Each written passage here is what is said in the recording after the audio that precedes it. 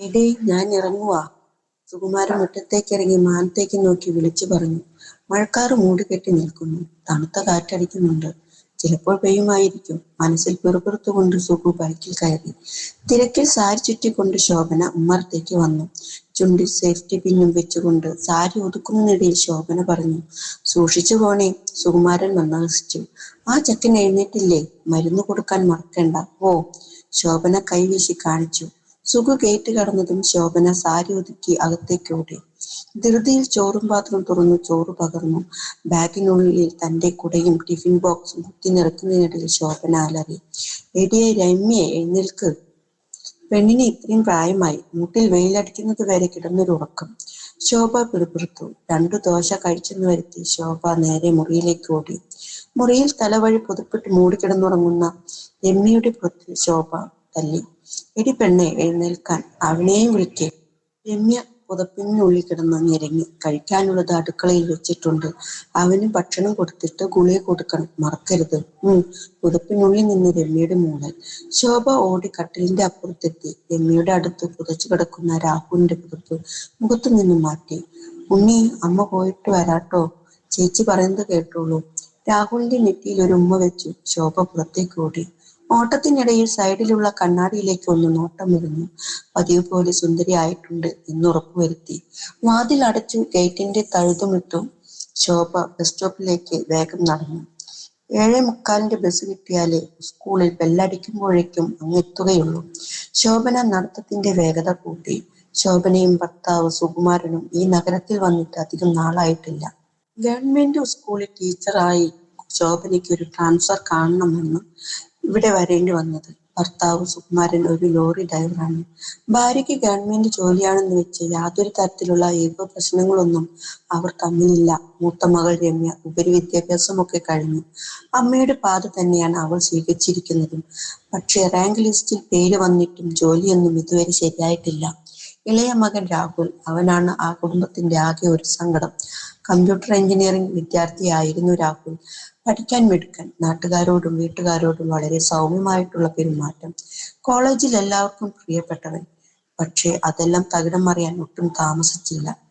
College ഫെസ്റ്റിവലിന്റെ അന്ന് കൂട്ടുകാരന്റെ കൂടെ ബൈക്കിൽ പോയതാണ്. എതിരെ വന്ന ഒരു കാറുമായി കൂട്ടിയിടിച്ചു. ബൈക്കിന്റെ പിന്നിലിരുന്ന രാഹുൽ തെറിച്ചുപോയി. തലയ്ക്ക് കാര്യമായ ക്ഷതമേറ്റു. ഹോസ്പിറ്റലിൽ എത്തിക്കുന്നതിന് മുൻപേ കൂട്ടുകാരനും മരിച്ചു. ഗുരുതരമായ പരിക്കുകളോടെ ആണെങ്കിലും രാഹുലിനെ ജീവനോടെ തന്നെ കിട്ടി. മരിച്ച കുട്ടിയും രാഹുലും അയൽക്കാരായിരുന്നു. അപകടത്തിന് ശേഷം അവരുടെ ഫാമിലിയെ ഫേസ് ചെയ്യാൻ സുകുമാരനും ശോഭനയ്ക്കും വല്ലാത്ത വിഷമമായി. അതുകൊണ്ടാണ് ഇങ്ങനെ ചോദിച്ചു വാങ്ങിയ ഒരു ട്രാൻസ്ഫർ. പുതിയ നഗരമാകുമ്പോൾ ആരെയും ഫേസ് ചെയ്യണ്ട, പുതിയൊരു ജീവിതവും തുടങ്ങാം. ഏതാണ്ട് 1 വർഷത്തോളം എടുത്തു രാഹുൽ ഒന്ന് റിക്കവർ ആകാൻ. ഇപ്പോൾ നടക്കാനും ഇടയ്ക്കൊക്കെ ചിരിക്കാനും കഴിയുന്നുണ്ട്. എന്നാൽ ഓർമ്മക്കുറവ് രാഹുലിനെ വല്ലാതെ അലട്ടിയിരുന്നു. സംസാരവും സ്വയം അറിഞ്ഞുകൊണ്ടുള്ള പ്രവൃത്തികളും നന്ദി കുറഞ്ഞു. സംസാരിച്ചു കൊണ്ടിരിക്കലേ പറഞ്ഞു വന്ന കാര്യങ്ങൾ മറന്നു പോകും. ആൾക്കാരെ മനസ്സിലാകാതെയാകും. ഇടയ്ക്ക് ഉറക്കത്തിൽ നിലവിളിക്കും. അങ്ങനെ ഒരുപാട് പ്രശ്നങ്ങൾ. മുറ തെറ്റാതെയുള്ള ഗുളികകളും ഇഞ്ചക്ഷനുകളും ആണ് രാഹുലിന് ഇതുവരെ നിലനിർത്തി പോരുന്നത്. ശോഭ പുറത്ത് ഗേറ്റ് താഴിടുന്ന ശബ്ദം കേട്ടതും രമ്യ കണ്ണു തുറന്നു. പുതപ്പ് മാറ്റി കട്ടിലിൽ നിവർന്നിരുന്നു. മുഖമൊന്ന് അമർത്തി തടവി. അഴിഞ്ഞു വീണ മുടി മുകളിലേക്ക് ഉയർത്തിക്കെട്ടി. അരികിൽ ചെരിഞ്ഞു കിടന്നുറങ്ങുന്ന രാഹുലിന്റെ തലമുടിയിൽ വാത്സല്യത്തോടെ തഴുകി. ഒന്ന് ദീർഘനിശ്വാസം വിട്ട് മുറുക്കി പുറത്തേക്ക് കടന്നു. ബാത്റൂമിൽ കയറി കുളിച്ച് ഫ്രഷായി രമ്യ അടുക്കളയിലേക്ക് നടന്നു. ശോഭ ദോശ ഉണ്ടാക്കി കാസറോളിൽ വെച്ചിരുന്നു. രമ്യ ചായപാത്രം എടുത്തു പെട്ടെന്ന് തന്നെ ചായ തിളപ്പിച്ച് മേശമേൽ വെച്ചു. പെട്ടെന്ന് തന്നെ രാഹുലിന്റെ അടുക്കൽ ചെന്നിരുന്നു. ഉണ്ണി, മോനെ, എഴുന്നേൽക്ക്, നേരം ഒരുപാടായി. രമ്യ വളരെ സൗമ്യമായി വിളിച്ചു. രാഹുൽ പതിയെ കണ്ണു തുറന്നു. രമ്യ പുഞ്ചിരിച്ചു. എഴുന്നേറ്റിരിക്കെ, ഞാനിപ്പോ ബ്രഷ് എടുത്തിട്ട് വരാം. രാഹുൽ പിന്നെയും കണ്ണടച്ചു. എഴുന്നേൽക്ക് മോനെ, കിടന്നതു മതി. രമ്യ അവന്റെ ചുമലിൽ പിടിച്ചു കുലുക്കി. അമ്മ പോ. രാഹുൽ ഞെരങ്ങി. രമ്യ മന്ദഹസിച്ചു. അമ്മയല്ലടാ, ചേച്ചിയാ, നീ എഴുന്നേൽക്ക്.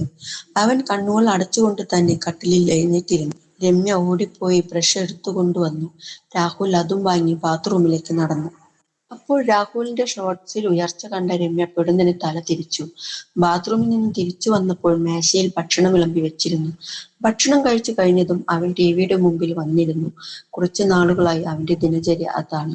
അവിടെ ഇരുത്തിയാൽ അവിടെ തന്നെ ഇരുന്നോളും. ഇടയ്ക്കൊക്കെ ചിരിക്കും, പിന്നെ വീണ്ടും പഴയ പോലെ. അപ്പോൾ രമ്യ ലിവിംഗ് റൂമിൽ തിരക്കിലായിരുന്നു. റാങ്ക് ലിസ്റ്റിൽ പേര് വന്നിട്ടും ജോലി ഇതുവരെ ആകാത്തതിൽ സങ്കടമുണ്ട്. പക്ഷെ അതാരുടെ അടുത്തും പ്രകടിപ്പിച്ചില്ല. ഇപ്പോൾ പ്രൈവറ്റ് ആയിട്ടും ജോലി നോക്കുന്ന തിരക്കിലാണ്. രമ്യ ലാപ്ടോപ്പ് തുറന്നു, മെയിൽ എടുത്തു നോക്കി. ഒരുപാട് ഫുഡ് തുറന്നു. ഡെലിവറി സെറ്റുകളുടെ സ്പാം മെസ്സേജ്. റിപ്ലൈ ഒന്നും വന്നിട്ടേ ഇല്ല. കമ്പ്യൂട്ടർ സ്ക്രീനിന്റെ മുകളിൽ ഒരു നോട്ടിഫിക്കേഷൻ പ്രത്യക്ഷപ്പെട്ടു. ഫേസ്ബുക്കിൽ ഒരു മെസ്സേജ്. അരവിന്ദാണോ? ബിസിയാണോ? അവളുടെ മുഖത്തൊരു പുഞ്ചിരി വന്നു. അവളുടെ മൃദുലമായ വിരലുകൾ കീബോർഡിൽ അമർന്നു. ഏയ്, നീ പറ. ഒന്ന് കാണാൻ പറ്റുമോ? ഒരു കോഫി കുടിക്കാം. രമ്യയുടെ മുഖം വാടി. അരവിന്ദ് ഈ അടുത്ത് പരിചയപ്പെട്ട ഒരു സുഹൃത്താണ്. ജോലി തിരക്കി നടക്കുന്നതിനിടയിൽ കണ്ടുമുട്ടിയവൻ. ഒരുപാട് കാര്യങ്ങൾ സാമ്യങ്ങൾ ഉള്ളതുകൊണ്ടെന്ന് തോന്നുന്നു. പെട്ടെന്നൊരടുപ്പം രണ്ടു പേർക്കിടയിലും ഉണ്ടായി. ഇന്ന് പറ്റില്ലടാ, വീട്ടിൽ അനിയൻ തനിച്ചേ ഉള്ളൂ. ഞാൻ പറഞ്ഞില്ലേ അവന്റെ കാര്യങ്ങളൊക്കെ. സാരമില്ല, പിന്നെ ഒരിക്കലാകാം. ബായ്. ലാപ്ടോപ്പ് അടച്ചു വെക്കുമ്പോൾ രമ്യയുടെ മുഖത്ത് എന്തെന്നില്ലാത്തൊരു സങ്കടം നിഴലിച്ചു. അരവിന്ദ് ഒരു നല്ല സുഹൃത്താണ്, പക്ഷെ അതിലുമുപരി എന്തൊക്കെയോ അവൾ അവനിൽ കാണുന്നുണ്ട്. ചെറുപ്പത്തിലെല്ലാം പഠിപ്പ് എന്നൊറ്റ വിചാരത്തോടെ നടന്നു. ഒരു നല്ല സുഹൃത്ത് വലയം പോലുമില്ല. ഇത്രയും കാലത്തിന് ശേഷം ഇപ്പോഴാണ് മറ്റൊരു പുരുഷനുമായി സൗഹൃദം സ്ഥാപിക്കുന്നത്. വയസ്സ് 30. ഒരു പുരുഷന്റെ സാമീപ്യം എനിക്ക് വേണ്ടേ? രമ്യ മനസ്സിൽ ആലോചിച്ചു. ഉടൻ തന്നെ ലാപ്ടോപ്പ് തുറന്നു. ഡാ, നീ എവിടെയാ? അപ്പോൾ തന്നെ റിപ്ലൈയും വന്നു. ഞാൻ ഇവിടെ ജംഗ്ഷനിലുണ്ട്. ഞാൻ വരാം. പക്ഷെ ഒരുപാട് നേരം എനിക്കിരിക്കാൻ പറ്റില്ല. എന്നെ വേഗം വിടണം. അതിനെന്താ, ഞാനിവിടെ കഫേയിലുണ്ട്. സീറ്റ് ഞാൻ പിടിച്ചോളാം. രമ്യ ചിരിച്ചു. അവൾ ലാപ്ടോപ്പ് മടക്കി വെച്ച് ബെഡ്റൂമിലേക്ക് ഓടി. ഇട്ടിരുന്ന ചുരിദാർ ഊരി ബെഡിലിട്ടു. അലമാരയിൽ നിന്നും ഒരു ഒലിവ് ഗ്രീൻ ചുരിദാർ എടുത്തിട്ടു. അരവിന്ദ് ഒരുപാട് കോംപ്ലിമെന്റ്സ് തന്നിട്ടുള്ള ഡ്രസ്സാണ്. ഇളം റോസ് ലിപ്സ്റ്റിക് ചെറുതായി ഇട്ട് മുടി ഒറ്റയായി പിന്നി മുന്നിലേക്കിട്ടു. കണ്ണാടിയിൽ നോക്കിക്കൊണ്ട് അവൾ പറഞ്ഞു, ഇത് അവന് ഇഷ്ടമാകും. അവൾ പുഞ്ചിരിച്ചുകൊണ്ട് ഹാളിലേക്ക് വന്നു. രാഹുൽ ടിവിയിൽ തന്നെ നോക്കിക്കൊണ്ടിരിക്കുന്നു. വെച്ചു കൊടുത്തിരിക്കുന്ന സിനിമ കഴിഞ്ഞു, വേറെ പരസ്യങ്ങളാണ് കാണുന്നത്. രമ്യ ചിരിച്ചുകൊണ്ട് റിമോട്ട് വാങ്ങി. സിനിമ കഴിഞ്ഞ് കണ്ടില്ലേ ഉണ്ണി? ഞാൻ വേറെ സിനിമ വെച്ച് തരാട്ടോ. തൊട്ടടുത്ത ചാനലിൽ ഒരു ഇംഗ്ലീഷ് സിനിമ തുടങ്ങുന്നു. ഉണ്ണി ഇത് കണ്ടിരിക്കെ, ചേച്ചി ഒന്ന് പുറത്തു പോയിട്ട് ഇപ്പൊ വരാം. എങ്ങും പോകരുത് എന്നും പറഞ്ഞ് റിമോട്ട് രാഹുലിന്റെ കയ്യിൽ കൊടുത്ത് രമ്യ പുറത്തിറങ്ങി. ബസ്സിന് വേണ്ടി നോക്കിയാൽ സമയത്ത് എത്തില്ല. ഒരു യൂബർ ബുക്ക് ചെയ്യാം. നിമിഷം നേരം കൊണ്ട് വണ്ടി എത്തി. 5 മിനിറ്റ് കൊണ്ട് കാർ കഫേയുടെ മുമ്പിൽ നിന്നു. താങ്ക്സ്. രമ്യ പുഞ്ചിരിച്ചുകൊണ്ട് ഇറങ്ങി. കഫേയുടെ അകത്ത് ഒരു മൂലക്കൽ അരവിന്ദ് ഇരിക്കുന്നുണ്ടായിരുന്നു. അവളെ കണ്ടതും അവന്റെ മുഖം തെളിഞ്ഞു. അവൾ ധൃതിയിൽ നടന്നു അവന് അഭിമുഖമായി വന്നിരുന്നു. പെട്ടെന്ന് എത്തിയല്ലോ. ഞാനൊരു യൂബർ വിളിച്ചു. അല്ലാതെ എങ്ങനെ എത്താനാ? അവൾ ചിരിച്ചു. അവനും ചിരിച്ചു. കുറച്ചു നേരത്തെ മൗനം. എന്നെ എന്തിനാ വിളിച്ചേ? കോഫി ഇളക്കുന്നതിനിടയിൽ രമ്യ ചോദിച്ചു. തന്നെ ഒന്ന് കാണണമെന്ന് തോന്നി. ദേഹത്തിലുള്ള രക്തം മുഴുവൻ രമ്യയുടെ കവിളിൽ തളം കെട്ടി. വന്ന പുഞ്ചിരി മറച്ചു പിടിച്ചുകൊണ്ട് അവൾ പറഞ്ഞു, ഇത്രയ്ക്കും കോൺഫിഡൻസ് ഇന്റർവ്യൂവിൽ കാണിച്ചിരുന്നെങ്കിൽ എന്നേ ജോലി ശരിയായേനെ. തന്റെ അടുത്തുള്ള കോൺഫിഡൻസിന്റെ അത്രയും എനിക്ക് മറ്റാരോടും തോന്നിയിട്ടില്ല. അരവിന്ദിന്റെ ആ വാക്കുകൾ രമ്യയുടെ നെഞ്ചിലാണ് തറച്ചത്. ഒരു പുരുഷനും അവളോട് അങ്ങനെ സംസാരിച്ചിട്ടില്ല. ഒന്നും പറയാനാകാതെ കുറച്ചു നേരം അവൾ അവന്റെ കണ്ണിൽ നോക്കി. ഞാൻ ഇറങ്ങുവാ, അവൾ എങ്ങനെയോ പറഞ്ഞ് അവസാനിപ്പിച്ചു. ഇത്ര പെട്ടെന്നോ? കുറച്ചു നേരം കൂടി ഇരിക്കൂ. കോഫി പോലും മുഴുവൻ കുടിച്ചില്ലല്ലോ. ഏയ്, പോണം. ഉണ്ണി ഒറ്റയ്ക്കാണ് അവിടെ. ഞാൻ അങ്ങനെ പറഞ്ഞത് കൊണ്ടാണോ പോകുന്നേ? രമ്യ അവളുടെ കൈയെടുത്ത് അവന്റെ കൈയുടെ മുകളിൽ വെച്ചു. അല്ല. ചിരിച്ചുകൊണ്ട് അവൾ അവിടെ നിന്നും ഇറങ്ങി. വീട്ടിൽ വന്ന് കയറിയപ്പോൾ രാഹുൽ അവിടെ തന്നെ ഇരിക്കുന്നുണ്ട്. പക്ഷെ ടിവിയിൽ നോക്കിയ രമ്യ ഞെട്ടി. വെച്ചുകൊടുത്ത ഇംഗ്ലീഷ് സിനിമയിൽ ഇക്ലി സീനാണ് നടക്കുന്നത്. ഉണ്ണി അതിൽ തന്നെ നോക്കിക്കൊണ്ട് യാതൊരു ഭാവവ്യത്യാസവും ഇല്ലാതെ ഇരിക്കുന്നു. രമ്യ പെട്ടെന്ന് റിമോട്ട് എടുത്ത് ടിവി ഓഫ് ചെയ്തു. പക്ഷെ അവൾ കൂടുതൽ ഞെട്ടിയത് മറ്റൊന്ന് കണ്ടിട്ടായിരുന്നു. അവന്റെ ഷോർട്സിന്റെ ഉള്ളിലെ ഉയർച്ച അവൾ തെളിഞ്ഞു കണ്ടു. പെട്ടെന്ന് തന്നെ ഒരു തോർത്തെടുത്ത് ഉണ്ണിയുടെ മടിയിലേക്കിട്ട് അവൾ മുറിക്ക് പുറത്തേക്ക് പോയി. ലാപ്ടോപ്പ് എടുത്തു നോക്കിയപ്പോൾ അരവിന്ദന്റെ message. I had a good time. Me too, Ramya reply ചെയ്തു. ലാപ്പ് മടക്കി വെച്ച് അകത്തേക്ക് വന്നപ്പോൾ ഉണ്ണി അവിടെ തന്നെ ഓഫായ ടിവി നോക്കിയിരിക്കുകയാണ്. ഉണ്ണി, ഭക്ഷണം കഴിക്കണ്ടേ? എഴുന്നേൽക്ക്. അവൾ അവന്റെ തോളിൽ തട്ടി. അവൻ എഴുന്നേറ്റ് കൈ കഴുകാൻ പോയി. രമ്യ രണ്ടുപേർക്കുള്ള ചോറ് വിളമ്പിക്കൊണ്ട് വന്നപ്പോഴേക്കും അവൻ മേശയിലുണ്ട്.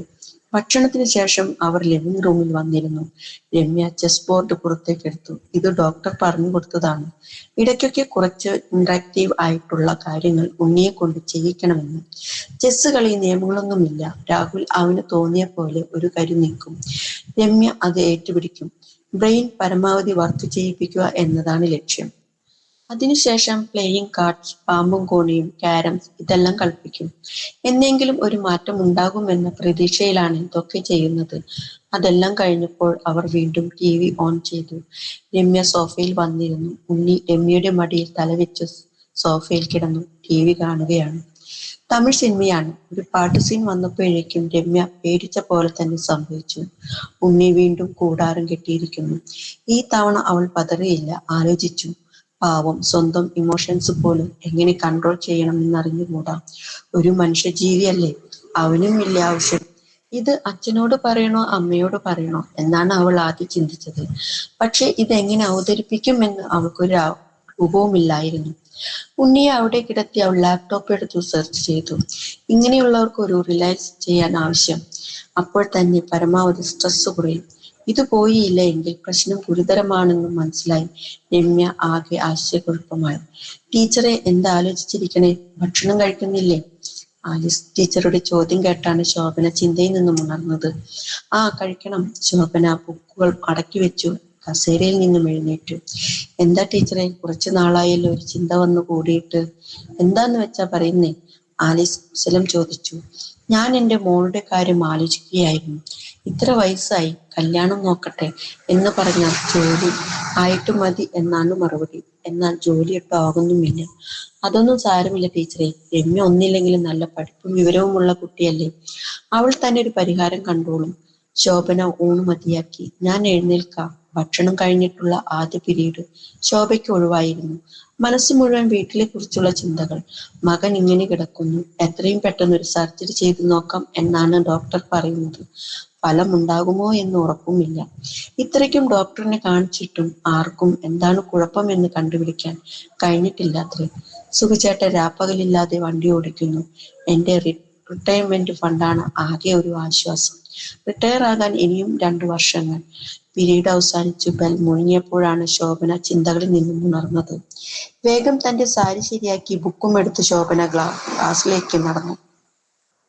+2 ക്ലാസ് ആണെങ്കിലും ശോഭന ഡ്രസ്സിങ് വളരെയധികം ശ്രദ്ധിച്ചിരുന്നു. 1 ഇഞ്ച് ശരീരം പോലും പുറത്തു കാണിക്കാതിരിക്കാൻ ദേഹം മുഴുവൻ സേഫ്റ്റി പിന്നുകൊണ്ട് മൂടിയിരുന്നു. എങ്കിലും ചില വികൃതികളുണ്ട് ക്ലാസ്സിൽ. അവന്മാരുടെ കൊത്തിപ്പറിക്കുന്ന നോട്ടം ഇടയ്ക്കെങ്കിലും അവൾ ആസ്വദിച്ചിരുന്നു. വയസ്സ് 50 ആയെങ്കിലും ശരീരത്തിനൊന്നും ഒരു കോട്ടവും തട്ടിയിട്ടില്ല. മുഴുവൻ മൂടി കെട്ടിയാലും ഇടയ്ക്കൊന്ന് തിരിയുമ്പോൾ മാത്രം കാണുന്ന മുൻവശത്തെ കുടങ്ങളുടെ സൈഡ് വ്യൂ. ക്ലാസ്സിൽ കാഴ്ചക്കാർ ഏറെ ഉണ്ടായിരുന്നു. അത് അവൾക്കും അറിയാം. ഇത്രയും സ്ട്രെസ് നിറഞ്ഞ ജീവിതത്തിൽ ഇതെല്ലാം ചെറിയ സന്തോഷമായി അവൾ കണ്ടു. പതിവ് പോലെ ക്ലാസ് കഴിഞ്ഞ് സ്റ്റാഫ് റൂമിൽ ചെന്നപ്പോൾ വല്ലാത്തൊരു മൂത്രശങ്ക. സ്റ്റാഫ് ബാത്റൂമിന്റെ അടുത്തെത്തിയപ്പോൾ ഒരു കുശുകുശുപ്പ് കേട്ടു. ശോഭന പെട്ടെന്ന് ചാടി വീണു. എന്താടാ ഇവിടെ? ശോഭനയുടെ അധ്യാപക സ്വരത്തിലുള്ള അലർച്ച കേട്ട് ബാത്റൂമിന്റെ ചുവരിൽ ചിത്രകല നടത്തിക്കൊണ്ടിരുന്ന 2 ചോക്കും താഴെയിട്ടൊരോട്ടം. അവൻ ഓടിയെങ്കിലും അവൾക്ക് ആളെ പിടികിട്ടി. സയൻസ് ക്ലാസ്സിലുള്ള ജോമോനാണ്. താഴെ വീണ ചോക്കെടുത്ത് നിവർന്നു നോക്കിയപ്പോൾ കണ്ടത് ചുമരിൽ വരച്ചിരിക്കുന്ന ചിത്രങ്ങളിലേക്കാണ്. വന്ന കാര്യം സാധിക്കാൻ നിൽക്കാതെ ശോഭന നേരെ സ്റ്റാഫ് റൂമിലേക്ക് പോയി. തല നിറയെ ചിന്തകളായിരുന്നു. കുട്ടികൾ അപ്പോൾ എങ്ങനെയാണ് കാണുന്നത്? സ്റ്റാഫ് ബാത്റൂമിന്റെ ഇടനാഴിയിൽ ഇങ്ങനെ വരച്ചിട്ടുണ്ടെങ്കിൽ ബാക്കിയുള്ളിടത്തൊക്കെ എന്തായിരിക്കും ചെയ്തു വെച്ചിട്ടുണ്ടാവുക? മറ്റേ ടീച്ചേഴ്സ് കണ്ടാൽ എന്ത് വിചാരിക്കും? കുറച്ചു നേരം അവൾ ആ ഇരിപ്പിരുന്നു. പെട്ടെന്ന് എഴുന്നേറ്റ് സയൻസ് ക്ലാസ്സിലേക്ക് നടന്നു. ക്ലാസ്സിൽ ടീച്ചർ ഇല്ലാത്തതിനാൽ കുട്ടികളുടെ കലപില കൊണ്ട് നിറഞ്ഞിരുന്നു. കയ്യിൽ കരുതിയിരുന്ന ചൂരൽ കൊണ്ട് ശോഭന ഗ്ലാസിന്റെ വാതിൽ ആഞ്ഞടിച്ചു. സ്വിച്ചിട്ട പോലെ ക്ലാസ് നിശബ്ദമായി. ശോഭനയെ കണ്ടതും ജോമോൻ പരുങ്ങാൻ തുടങ്ങി. കുട്ടികൾക്കിടയിൽ ജോമോനെ തിരഞ്ഞുകൊണ്ടിരുന്ന ശോഭന അവനെ കണ്ടതും ചൂരൽ ചൂണ്ടിക്കൊണ്ട് പറഞ്ഞു, നീ എഴുന്നേൽക്ക്, നിന്റെ ബാഗും കൂടി എടുത്തോ, എന്നിട്ട് വാ. ഇത്രയും പറഞ്ഞ് ശോഭന നടന്നു. ജോമോൻ ബാഗും എടുത്തുകൊണ്ട് ശോഭനയെ അനുഗമിച്ചു. അവർ പോയത് സ്റ്റാഫ് ബാത്റൂമിന്റെ ഇടനാഴിയിലേക്കാണ്. ചുമരിലുള്ള ചിത്രത്തിലേക്കൊന്ന് ചൂണ്ടിക്കൊണ്ട് ശോഭന പറഞ്ഞു, മായ്ക്കേ. ഞാൻ എങ്ങനെ? ജോമോൻ വിക്കി. നിന്റെ പുസ്തകം എടുക്ക്, എന്നിട്ട് പേപ്പർ കീറി നനച്ചിട്ട് മാറ്റി. ശോഭന കാലുകൾ തുടർച്ചയായി നിലത്ത് തട്ടിക്കൊണ്ടിരുന്നു. ജോമോൻ പുസ്തകം കീറി സിങ്കിൽ മുക്കി ചുമരിലുള്ള ചിത്രം മാറ്റാൻ തുടങ്ങി. ഏകദേശം 5 മിനിറ്റ് കഴിഞ്ഞപ്പോഴേക്കും ചിത്രം മുഴുവൻ മാഞ്ഞു. ബാഗ് എടുത്തോ, എന്നിട്ട് സ്റ്റാഫ് റൂമിലേക്ക് നടക്കൂ. ശോഭന മുൻപിൽ നടന്നു. ജോമോൻ ബാഗും ചുമന്നു തലയും താഴ്ത്തി പിന്നാലെ. സ്റ്റാഫ് റൂമിലെ മരക്കസേരയിൽ വിരിഞ്ഞിരുന്നപ്പോൾ ശോഭനയ്ക്ക് എന്തെന്നില്ലാത്തൊരു സന്തോഷം തോന്നി. താൻ കൃത്യമായി ഒരു പ്രശ്നം പരിഹരിച്ചിരിക്കുന്നു. ആ ബാഗ് ഈ മേശപ്പുറത്ത് വെക്ക്, എന്നിട്ട് നീ അങ്ങോട്ട് മാറി നിൽക്ക്, ശോഭന ആജ്ഞാപിച്ചു. ജോമോൻ പറഞ്ഞതനുസരിച്ച് ബാഗ് പരിശോധനയ്ക്കിടെ ശോഭയുടെ കയ്യിൽ ഒരു സാധനം തടഞ്ഞു. ഒരു മൊബൈൽ ഫോൺ. സ്വിച്ച് ഓഫ് ചെയ്തിരിക്കുകയാണ്. ശോഭന അത് സ്വിച്ച് ഓൺ ആക്കി. ശബ്ദം കേട്ട് എത്രയും നേരം തലത്താഴ്ത്തി നിന്ന ജോമൻ പേടിയോടെ തല ഉയർത്തി നോക്കി. പാസ്വേഡ് എന്താടാ? 765684. ജോമൻ തല താഴ്ത്തിക്കൊണ്ട് തന്നെ പറഞ്ഞു. നിനക്ക് ഇത് ഇനി വേണമെങ്കിൽ നീ പോയി നിന്റെ അച്ഛനെയും അമ്മയെയും വിളിച്ചു കൊണ്ടുപോവാ. അവരും കൂടി അറിയട്ടെ മോന്റെ തനി കൊണം. ടീച്ചറെ പ്ലീസ്, ജോമോൻ കൈക്കൂപ്പി. ഈ ഒരു തവണത്തേക്ക് ഇനി ഞാൻ ചെയ്യില്ല. ബാഗും എടുത്തോണ്ട് പോടാ. ശോഭന മൊബൈൽ മേശവൽപ്പിൽ വെച്ചു ശക്തിയായി അടിച്ചു. ബാഗും എടുത്ത് തലയും താഴ്ത്തി ജോമോൻ നടന്നു. ടിവിയിൽ ഏതോ ഒരു പരസ്യം കണ്ടുകൊണ്ടിരിക്കുകയാണ് രാഹുൽ. ഇടയ്ക്കിടയ്ക്ക് കണ്ണ് ചിമ്മുന്നുണ്ട്. ചേച്ചി കുളിക്കാൻ പോയിരിക്കുകയാണ്. രാഹുൽ കസേരയിൽ നിന്നും എഴുന്നേറ്റു. ശരിക്കും ഒന്ന് നിവർന്നു നിന്നു. ചേച്ചി ഇപ്പോൾ തന്നെ കുളിക്കാൻ കയറിയിട്ടേ ഉള്ളൂ. ഇത് തന്നെ പറ്റിയ സമയം. രാഹുൽ വേഗം ടെറസിലേക്ക് ഓടി. അധികം ശബ്ദമുണ്ടാക്കാതെ പടികൾ കയറി മുകളിലെത്തിയപ്പോൾ ഒളിപ്പിച്ചു വെച്ചിരിക്കുന്ന സിഗരറ്റും ലൈറ്ററും പുറത്തേക്കെടുത്തു. ആഞ്ഞൊരു പുക വിട്ടു. കുറച്ചു നേരം കണ്ണടച്ചു നിന്നു. അന്ന് ആക്സിഡന്റ് ആയതിനു ശേഷം ഒരുപാട് നാൾ കിടക്കയിൽ തന്നെ കഴിച്ചു കൂട്ടേണ്ടി വന്നു. അന്ന് ഒരുപാട് ബുദ്ധിമുട്ടുകളും ഓർമ്മക്കുറവുകളും ഉണ്ടായിരുന്നു. എന്നാൽ അതെല്ലാം എന്നോ മാറിക്കളഞ്ഞു. പക്ഷെ ഇന്നിങ്ങനെ ഒരു നാടൻ കളിക്കുന്നത് എന്തിനാണെന്ന് പോലും എനിക്കറിയില്ല. ഒരു പക്ഷെ അമ്മയും ചേച്ചിയും എനിക്ക് തരുന്ന പരിചരണം ഞാൻ ശരിക്കും ആസ്വദിക്കുകയാണ്. ഇതിന്റെയെല്ലാം കാരണം ഞാൻ തന്നെയാണ്. എന്റെ വീട്ടുകാർക്കും നാട്ടുകാർക്കും അറിയാത്ത ഞാൻ. ചെറുപ്പത്തിൽ ഞാൻ വലിയ വികൃതിയായിരുന്നു. എന്നെക്കാളും 4 വയസ്സിന് മൂത്ത ചേച്ചി മാത്രമാണ് എൻ്റെ കൂടെ കളിക്കാനും തല്ലുകൂടാനും ഒക്കെ ഉണ്ടായത്. അതുകൊണ്ടാണോ എന്നറിയില്ല, എനിക്ക് ചേച്ചിയോട് ചെറുപ്പത്തിലെ വലിയ സ്നേഹമായിരുന്നു. ചേച്ചിക്ക് തിരിച്ചും ഒരു 10-12 വയസ്സൊക്കെ ആയിരുന്നെങ്കിലും എനിക്ക് പൊക്കം വളരെ കുറവായിരുന്നു. എപ്പോഴും ഒരു കൊച്ചുകുട്ടിയെ പോലെയായിരുന്നു എൻ്റെ പെരുമാറ്റവും. അതുകൊണ്ട് തന്നെ ചേച്ചി സ്നേഹം തോന്നുമ്പോഴൊക്കെ എന്നെ വാരിയെടുത്ത് ഒക്കത്ത് വെക്കുമായിരുന്നു. എനിക്കത് വലിയ ഇഷ്ടമാണ്. ചേച്ചി എന്നെ ഒക്കത്ത് വെക്കുമ്പോൾ എൻ്റെ കാലുകൾ രണ്ടും ഞാൻ ചേച്ചിയോട് ചേർത്ത് വരിഞ്ഞു മുറുക്കി വെക്കും. അപ്പോഴെന്തൊരു പ്രത്യേകത തോന്നിയിരുന്നു. അതെന്താണെന്ന് എനിക്കന്ന് മനസ്സിലായില്ല. വർഷങ്ങൾ ഒരുപാട് കഴിഞ്ഞു. ഞാൻ 8ാം ക്ലാസ്സിൽ പഠിക്കുമ്പോഴാണ് എൻ്റെ കൂട്ടുകാരൻ നമ്മുടെ സുനയുടെ യഥാർത്ഥ ഉപയോഗം പറഞ്ഞു തരുന്നത്. അന്നു മുതൽ അതിൽ തന്നെയായിരുന്നു എൻ്റെ ശ്രദ്ധ. ടിവിയിൽ ഒരു പാട്ട് കണ്ടാലോ, എന്തെങ്കിലും ഒരു പുസ്തകത്തിൽ ഒരു ഫോട്ടോ കണ്ടാലോ, അല്ലെങ്കിൽ ഏതെങ്കിലും ഒരു നോവൽ വായിച്ചാൽ പോലും എനിക്ക് പൊങ്ങി നിൽക്കാൻ തുടങ്ങി. പിന്നെയും വർഷങ്ങൾ കടന്നുപോയി. ഞാൻ +2 പഠിക്കുമ്പോഴാണ് എനിക്ക് ആദ്യത്തെ ഫോൺ കിട്ടുന്നത്. പിന്നെ അതിലായി ശ്രദ്ധ. അന്ന് വരെ സ്വന്തമായി പടം വരച്ച് അത് നോക്കി അവരെ വിട്ടിരുന്ന ഞാൻ ഫോൺ കയ്യിൽ കിട്ടിയതിൽ പിന്നെ ദിവസം 4 തവണയെങ്കിലും വിടാൻ തുടങ്ങി. അങ്ങനെയാണ് ഞാൻ കഥകളിലേക്ക് കടക്കുന്നത്. ആദ്യം സാധാരണ കഥകൾ വായിച്ചിരുന്ന ഞാൻ നിഷിദ്ധം കഥകളിലേക്ക് പതിയെ കടന്നു തുടങ്ങി. അന്നു മുതൽ പുതിയൊരു ലോകം തന്നെയാണ് അത് എന്ന് ഞാൻ മനസ്സിലാക്കി. മറ്റൊന്നും തരാൻ പറ്റാത്ത സുഖം എനിക്ക് ഈ കഥകൾ തന്നു. പതിയെ എൻ്റെ മനസ്സ് വഴുതി പോവുകയായിരുന്നു. ഞാൻ വായിക്കുന്ന കഥകളിൽ നായകൻ ഞാൻ കൊതിച്ചു നടക്കാൻ വളരെ ബുദ്ധിമുട്ടുള്ള കാര്യമാണെന്നറിയാമെങ്കിലും എൻ്റെ ഉള്ളിലൊരു കൂടെ രഹസ്യമായിരുന്നു അത് നിന്നു. ഞങ്ങൾ താമസിച്ചിരുന്ന പഴയ വീട് ഒരു ഒറ്റപ്പെട്ട സ്ഥലത്താണ്. അടുത്തുള്ള ഒരു വീട് 2 പറമ്പുകൾ കടന്നു പോകണം. രാത്രിയായാൽ തീർത്തും വിജനമായ സ്ഥലം. അച്ഛൻ വണ്ടി ഓടിക്കാൻ പോയാൽ വീട്ടിൽ പിന്നെ ആഴ്ചകളോളം ഞാനും അമ്മയും ചേച്ചിയും മാത്രം. വീട്ടിൽ പണ്ട് മുതലേ അത്യാവശ്യം തിന്നാനും കുടിക്കാനും ഒക്കെ ഉള്ളതുകൊണ്ട് ഞാൻ ഉൾപ്പെടെ എല്ലാവർക്കും അത്യാവശ്യം നല്ല ശരീരമുണ്ടായിരുന്നു. ഈ കഥ ഇഷ്ടപ്പെട്ടോ? ഇഷ്ടമായെങ്കിൽ പറയണേ. ലൈക്ക് തരാൻ മറക്കരുത്. ഇതിന്റെ ബാക്കി ഭാഗം കിട്ടുവാണെങ്കിൽ ഞാൻ പറഞ്ഞു തരാം.